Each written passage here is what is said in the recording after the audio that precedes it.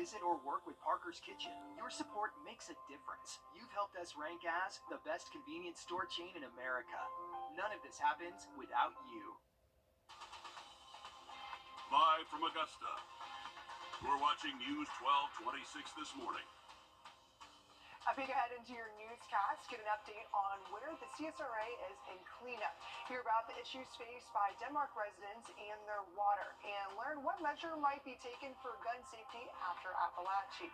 But first, here's a live look at Wheeler Road. We're still waiting for that sun to come up, but good morning. I'm Wrdw. We're so glad that you're joining us this morning. And Chris, we've had some colder weather, and this morning it was really foggy out here. Yeah, it is very foggy by the river early on this morning, so if you do encounter the fog, of course, keep your low beams on so you can see and be seen. But right now, Mr. Twitch wants to be seen, or maybe he doesn't, I don't know. But he's on TV right now. His photo about that in the full forecast coming up. Thanks, Chris. And yesterday, a judge granted bond for one of the suspects in the shooting in downtown Augusta. That shooting happened back in June around 10th and Broad Streets with an aftermath so large the crime scene covered several square blocks.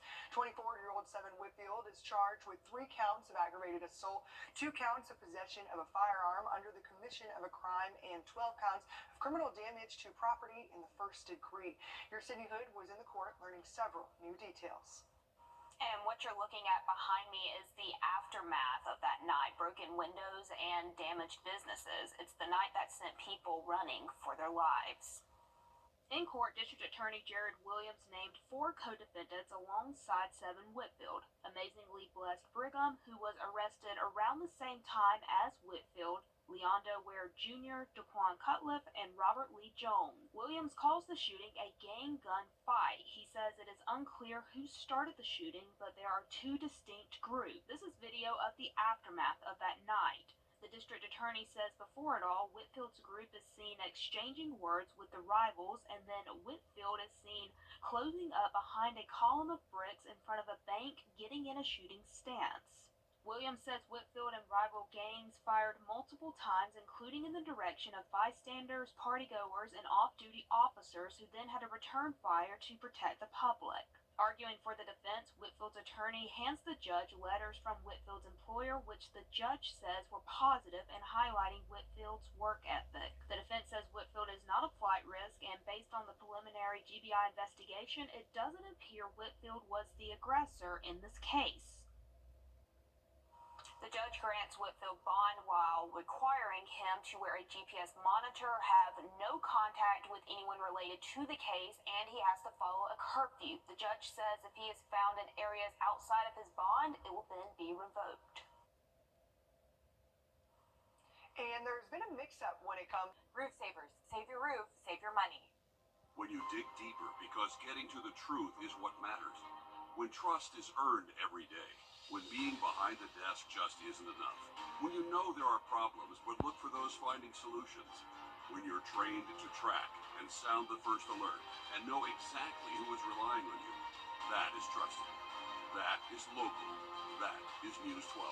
Proud to be recognized with a National Edward R. Murrow Award for overall excellence. Proud to be on your side. The CSRA is where we were born, where we live, where we work, where we're raising our families. It's our home. That's why the people of the CSRA count on us after an accident. Because they know about our skill in the courtroom, how we treat clients like family, how we love this community, and the people who proudly call it home. We're just a call or click away. Injured? When you need me, call me. I'm your Augusta guy. 706-724-7224. Hey Georgia, looking for quality, affordable health? Georgia Access. We're bringing health insurance home. Are the holidays big at your house? Good, because we're offering you some huge Black Friday discounts. The more furniture you buy, the more you save. Your guests would love a new mattress. Everyone will admire your new sofa. And your family will feast on your new dining room. And all month long, save $100 when you spend $1,000. Save $200 when you spend $2,000. The more you buy, the more you save. How cool is that? Can you save at Weinberger's Furniture and Interiors Market? Yes, you can.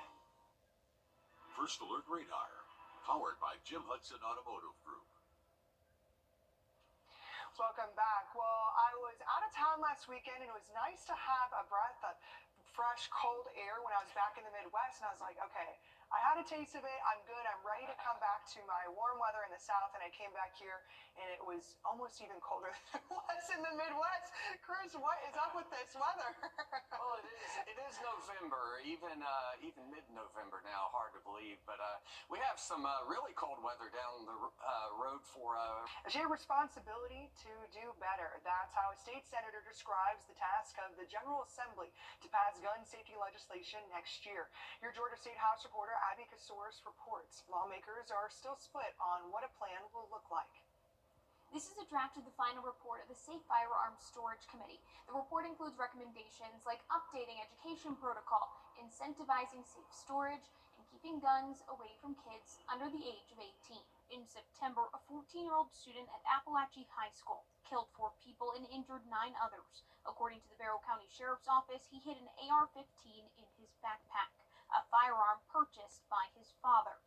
And I will forever remember September the 4th and the impact that it not just had on me personally, but the impact that it had on the work that I think is required of this study committee. State Senator Emmanuel Jones says meeting after meeting, preventing more deaths has become a driving purpose. His committee report includes testimony from parents who've lost children to gun violence, intentional and unintentional shootings that could have been prevented by safe storage. I have lived through what could happen when guns aren't properly stored. He is recommending child access prevention laws, adding penalties, as well as incentives for safe storage devices.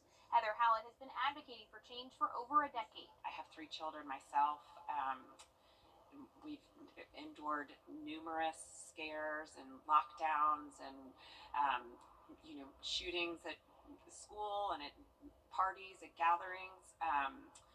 The idea of losing a child to something that's preventable, that's the why. That's why I'm out here. Republican leadership, including the Speaker of the House and the Lieutenant Governor, have both said they'll support incentives for gun storage.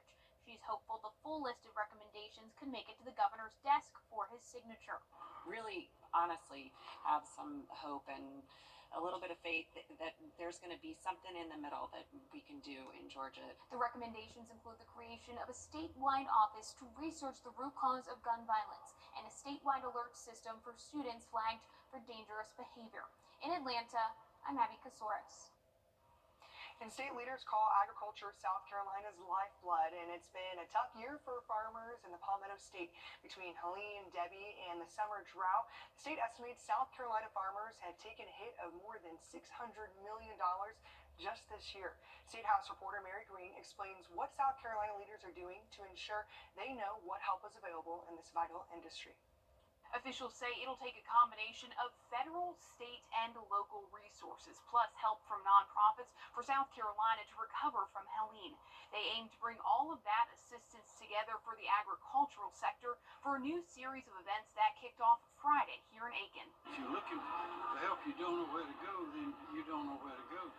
But often you have to go to this side of town, then maybe to another town, and then way over someplace else, if you know where to go at all. It's a tough situation. Governor Henry McMaster says they don't want South Carolina farmers to find themselves in. Between the summer drought and 2 devastating storms, agricultural leaders say no farmer was spared from loss this year in the Palmetto State, which is why state leaders launched Farm and Forest Recovery Resource Days, the first of which McMaster attended Friday in Aiken. It's answering their questions. And a human person that knows the answer is giving them the answers. Among the roughly 24 representatives on site Friday was FEMA. The federal agency says there is still time for South Carolinians who suffered damage from Helene, farmers and non-farmers alike, to apply for assistance. This assistance may be able to be used for basic home repairs, a temporary place to stay.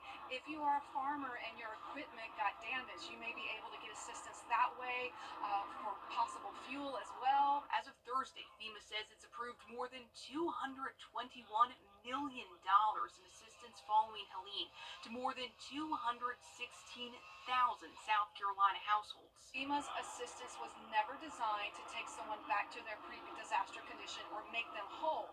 However, we can help them get back on their feet. McMaster is optimistic more help will soon be on the way. Last week, he penned a letter South Carolina's congressional delegation, seeking additional assistance specifically for the vital agricultural industry. Asking for, I think, $631 million in appropriation to do the same thing for the farmers and the forests that are done by FEMA on the home and business side of the equation. 2 more of these resource days will be held in the coming weeks in Greenville and Myrtle Beach. Reporting in Aiken, I'm Mary Green.